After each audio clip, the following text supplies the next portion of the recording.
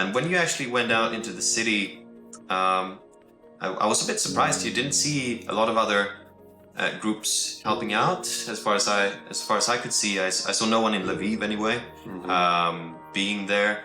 But what were your thoughts going into the city after this meeting? And it gave me deep convictions of what we're doing. I mean, I saw not one group. I felt, and obviously it made sense because some of the people that were there were, kind of looking at us and like, hey, what are you guys doing here? Yeah. And you got your green shirts on, trying to help out. It didn't really shock me because at the border nobody was going in, but it did validate that I do believe our group is something special. Not that we're better than anyone, but to be able to go in and willing to go in and have people there. Yeah, that was pretty cool. What was some of the more impactful stories you heard from the people there? What was it that hit you about going in there? I think hearing them speak. Knowing the story of some of the disciples, that one disciple got, under gunfire, got ran to the border and taken out. Another one gave me a story about going through all the safe roads to get to Lviv. Yeah. Fighting up gunfire, all that kind of stuff. One story that a disciple told me about a non-disciple who, soon as the non-disciple decided to leave his home, it was bombed. And he just left his home to take his kids to the border, and it got bombed. So, I mean, stuff like that, it's like, golly, man, those are really tough stories to hear. My mother's sister phoned her and said, "What are you doing right now?" My mother said, "Nothing, we're sleeping." It was like 4 or 5 a.m. And then she said, "Do you know that war began?" Yeah, so we had to pick up all the things in the backpacks that we could, and in the morning we already heard the bombing, but we couldn't move out of the city because we didn't have the car. And my father was in Odessa, so firstly he had to drive up to us. It was like for 5 hours he had to drive, and there were still problems with the car. But God made a miracle again, and so far that the car was fixed very fast, and we could pack up the things and go from the city. And just like after half an hour, when we drove from the oblast of Nikolaev, the Russian troops began to shoot, like in the city, in Nikolaev.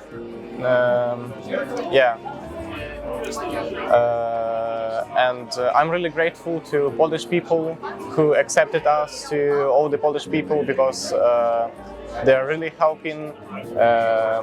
They're showing who are the real brothers of Ukrainians.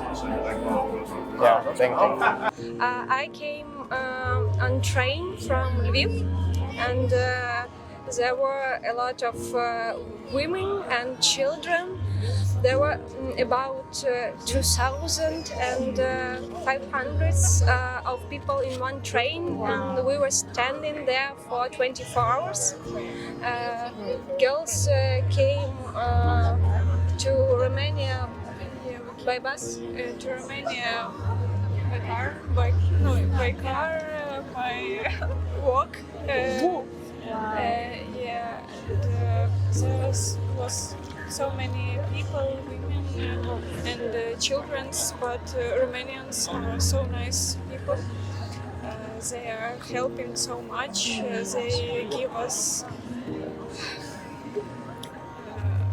house and food and so many attentions, and it's all for free.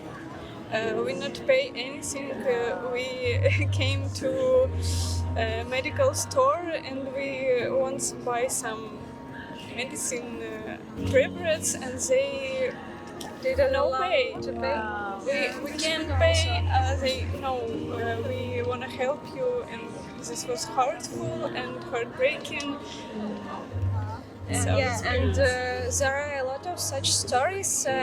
Polish people are very kind too, and I had driver who was waiting us for 24 hours in Peremyshel to help us to come to Prague.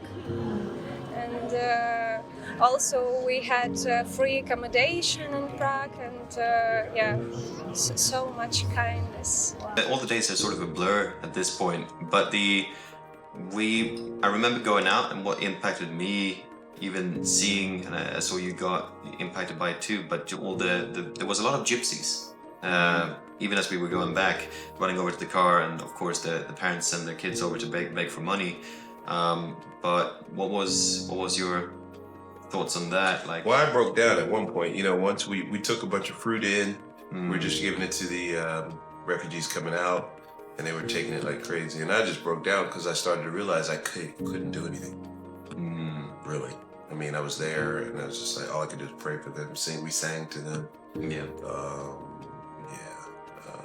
More than anything, show them compassion in action by being there, showing our presence, that we care, and that we're at least there to mourn with you, help you, try the best we can. Yeah. You can't stop, can't stop the war, but you can be there for people and let them know you support them. Yeah. So that was a big deal for me. Wow. This is all the humanitarian effort. This is what people around the world have come to do. There's food here for the refugees. Some just bring their animals because they can't take their kids. We met everybody here, film directors. Biden's going to be coming soon. CNN, media, everybody. We're here. We're just trying to connect. We met a great girl. She's going to take the chance of going to Odessa. She's Ukrainian. She was just like saying, she says, you guys are a little bit kind of wild to go into Ukraine, Lviv, because it's not safe. But we didn't stay for very long. We only stayed for a few days. And then we explained to her that we heard the bombing, and because they bombed the airport, we still heard the bombing. Alia is from Odessa, Ukraine, and she's a refugee herself, but she's turned back and helped her people. And she's here with the Polish Red Cross. Alia, maybe you can share a little bit about what you're seeing. You said yesterday was a crazy day. What did you see? What are people saying? What they're experiencing? Maybe you can share. It was crazy because people are coming and you cannot see what they're experiencing from the first sight, because they let all the emotions they put on the trip just to make this trip and just to go through the border. They had probably a rough time, like hours of waiting, and I start to come and help and ask, like, do you need something, water, like drink, food, whatever. And they're coming, and then they start to say about what they have to experience. And I had made this way by myself 2 weeks ago, and I understand that they're coming and they're saying that they were sitting in the basements for 10 days or 20 days. They've been bombed, and they came out and there was no, they're a beautiful city. They showed the pictures of the beautiful city before, and they showed the pictures after, and they're totally destroyed. And the worst thing that could happen, that they say that their relatives and their friends in Russia, they don't trust them. They said we were staying in the basement for 10 days, and they say, no, you deserve it. You want peace, so this is what's happening. Or they say it's not real. It's it's all fake. It's all the fake news. And they're standing bursting in tears, and they're saying that what's happening with us. The families are breaking in because of people who believe in the propaganda. And this is just awful to hear. What was the main goal of your trip, and do you think you succeeded? I think the main goal was to say that there are people that care about people that are in a tough situation, and they're willing to put their lives on the line to go there and help them, and just say, hey, I'm here with you. I think back to being abandoned myself, being displaced, being a homeless 14-year-old. Even if someone that came and says, I don't have anything, but I'm just here, man. That would have really helped. Yeah. And I got help in other ways later in life, but I kind of still had that feeling in my heart, wanting to go and just have that kind of spirit for the people that were there and for the disciples that were. What was the part that inspired you the most whilst being there? I think what inspired me is the human heart is the same all over the world. People just need love, they need care. And That was inspiring. It was also inspiring to see the resilience of the disciples in our movement that decided to stay. Yeah. Because there were little dodgy ways that guys could have got out of the country, but they stayed. That inspired me. It inspired me to see even the national pride from in one sense, seeing the people, well, we're going to fight to the death for our land, made me think about us as disciples, that we got to fight to the death for our faith, but those principles, were the main ones. What do you think? Did you change after the trip? What was something that? Gratitude. Yeah, gratitude. Easily grateful for life, grateful for people, grateful.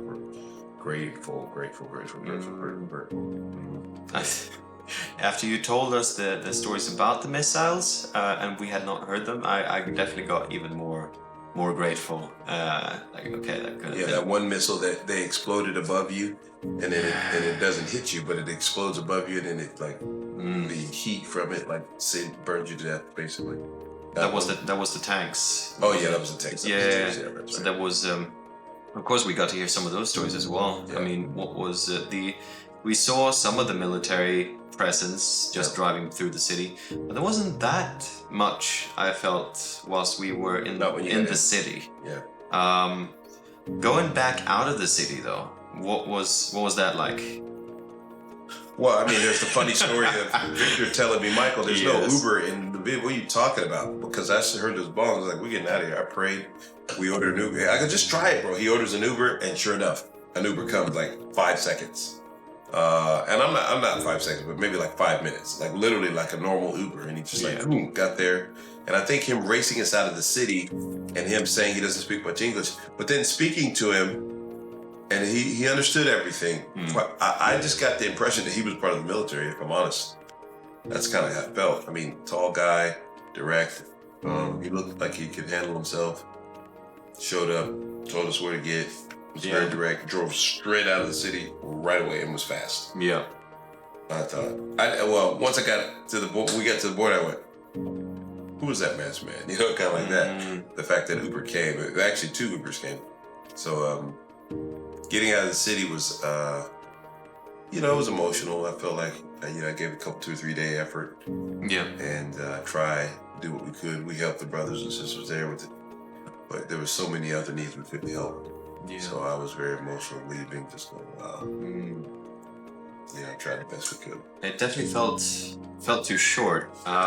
Even going to I don't know if it was like someone who was a bit intoxicated, but we saw some attempt at escape there at the border. That guy I forgot about that they beat down and they wrestled in the submission, and he was trying to get out. That's right, that was crazy. That border was maddening. It was like all kinds of stuff was going on there. Like you said, the gypsies, that guy. And it was they were very calm about it. They just kind of wrestled him down, punched him up, and told him. That was intense. The guy's like, I want out of the country. He's like, no, go back. Don't fight us. Go back and fight the war. It's like, wow. Yeah. And then seeing people just watch that kind of physical, that little violent act was just tough to see, man. Yeah, and especially when because we were of course walking into the camp, and it's about time we get to the border, but before, just at the gates, this is where they catch him. But seeing the other people, because there was a bunch of people that didn't look like soldiers, right? That were just suddenly coming out of the shadows and just tackling him down, right? Which was that was something interesting to see, just how they all looked like regular people, but really were probably paid soldiers to be at the border there. Just like that Uber driver. Yeah, just like that. And when we actually got to the border, got through. There was a long queue. We were meeting towards into Poland. I was thinking we were going to be there for hours. I was too. But that's why I talked to that guy from CNN and told him, hey, just tell this huge line we're standing in with all the refugees that you're from CNN. And when I took him up there, then sure enough, they let us through. So we probably avoided staying there another day. The fact that we got to go with that team as well, even just passing all of that, man, that was something. On your way out, going back into the camp, of course, seeing all the Polish soldiers. I don't think I touched on that point before, but I was really impressed with just even me and James when we came to the train station on our way in. Just seeing people like the Polish soldiers, they were going out of their way just to. I was seeing like this crying kid, and suddenly this soldier, he just goes out of his way to step down, kneel down, and start taking care of the kid. And on our way out, of course, them carrying them on their shoulders, carrying all the bags. What was your impression of the help by the Polish people at the border? Yeah, that was awesome. That gets me emotional to think about it. Yeah, that was intense. Seeing it, like wow, these soldiers really care. Yeah, these people care. So that was very moving. Yeah, to say the least. And whilst in there, you and Nick Bordieri, we hear you sort of in the background on the video when he did his interview. Oh my goodness. But I was feeding him questions. He was like, Nick, tell him about Jesus. Tell him, Nick, tell him. Nick, he's bedside manner, classy, direct. Hey, this is what we've done. I'm like, tell him about God, national news. So what were you? I mean, that was the interview with was it the Polish? No, that was American news. It was American news. Yeah, that were interviewing us in Lviv. Yeah. Yeah. So how did they come to get news about you? I forget. I think someone had knew Nick was going, and told a friend who was looking for a story, working for a news network. Yeah. Said, hey, my network's always looking for stories. Well, Nick is what? Can you have his details? And then they messaged us. Nick got the message, and the rest is history. And on your way out of Lviv, I mean, when did you decide it was time to leave? That bomb, that next morning after that interview, and I heard that bomb super loud, and Nick heard it, time to go. It's like, I've gone and done it's like Paul the Apostle, he got stoned. Yeah. He gets stoned, and then he goes back into the city just to show he's tough, and then he left. So, I kind of felt like, hey, I've gone into the city, I haven't got stoned yet. I want to leave because I don't want to die. I think Paul left because he didn't want to die yet. I mean, I don't mind dying, but I just don't want to die now. Yeah, even hearing about, as you mentioned before, like the day afterwards, we see on the news that the city gets another strike where we were staying, which is crazy. But I mean, coming back to the church here in London, what is the story that you wanted to tell? Gratitude. Gratitude. Just gratitude. We need to be very grateful for the cross, grateful for Jesus, grateful for our friends, grateful that we can have the opportunity to change the world in a city and a part of the world that's strong enough to be able to understand unity. It's not fighting over wheat, not fighting over political, nope. I don't want to get into proxy wars and all that kind of stuff, but, the church really should be grateful that they have the opportunities to have. Yeah. Especially with looking at what's happening in Kiev and looking at in Ukraine overall. What are some of the good things that you think came out of this whole conflict? I think in some ways, I hate to bring up another polarizing topic, but I don't think there was anyone who saw the George Floyd incident and thought, hey, that's a great thing that's happened. I think it was a moment that could have galvanized the world, but I think media pundits used it to divide the world and go, well, look at here, he was already drunk, he was this, he was that. He had already said, I can't breathe before the cops. And these are all factual things if you look at the case. The guy put a gun to a baby's belly. I mean, this isn't a good person here. He should not be the poster child for Black heroism. And there are a lot of people that believe that, myself included. But my point is that was a moment before all that stuff I just said happened that could have galvanized the world and brought us together. We could have just all collectively said, hey, it's probably not good you put your knee on someone's neck like that, you killed the guy. That could have brought us all together. Tragedy can bring us together. And I do think there has been an element of that in the crisis in Ukraine. I think probably the only good thing from my perspective is that it has brought us together. It's got us thinking about other people. It's got us thinking about Ukraine. It's kind of galvanized the world in many ways and brought us together more than it's divided us. And obviously, it came to the start of the new church just in Warsaw, right? Yeah, afterwards. I mean, that's what happened. We started Poland. We got the refugees out. We started Poland. We had the church in Kiev, but now we have the church in Kiev and Lviv. You know, Yeah. we got two, and we're looking at doing other things. So it's unfortunate that God has caused a war to help us to fight the spiritual war. But those are some of the great things that have come out of it, and we're really inspired.